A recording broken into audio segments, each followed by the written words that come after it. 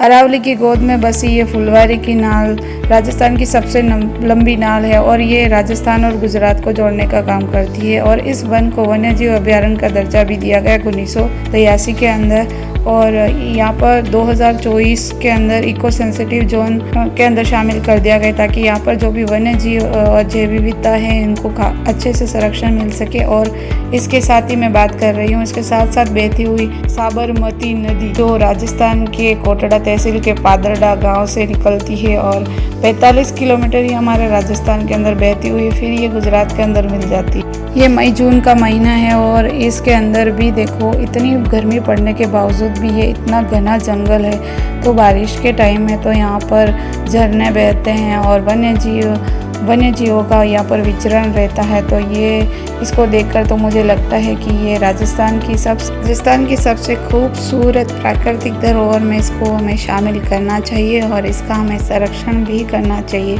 सरकार तो अपनी पूरी कोशिश करती है लेकिन आम जनता को भी इसकी सुरक्षा करने की जिम्मेदारी होनी चाहिए।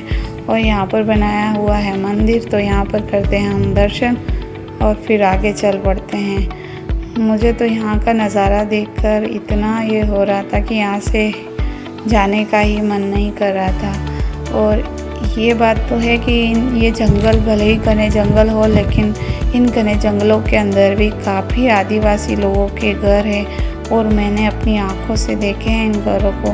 वो प्रकृति को बिल्कुल भी नुकसान नहीं पहुंचाते, जितना हो सकता है उसकी ये लोग संभाल करते हैं। और यहाँ पर ये लोग पकड़ रहे थे मछली, तो यहाँ से पकड़ के ले जाके ये लोग अपना भोजन बनाते हैं।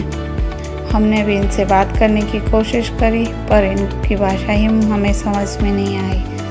तो हम चल दिए आगे की ओर, हमें जाना था कोटड़ा शहर की तरफ।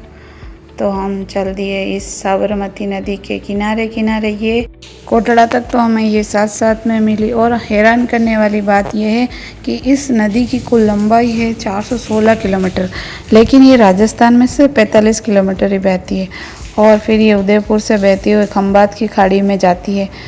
इसके किनारे जो है गुजरात के अंदर कितने ही शहर बने हुए हैं। अहमदाबाद शहर है, गांधीनगर है, फिर जो गांधी जी का साबरमती आश्रम है वो भी इस नदी के किनारे स्थित है। और ये तो बहुत अच्छी बात है कि ये हमारे राजस्थान से निकलती है और गुजरात में जाकर मिलती है और गुजरात के इतने सारे शहर इसके किनारे बसे हुए हैं।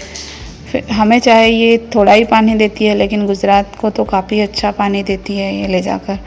तो हमें तो गर्व है कि ये नदी हमारे अरावली की गोद से निकलती हुई फिर गुजरात में जाकर मिलती है।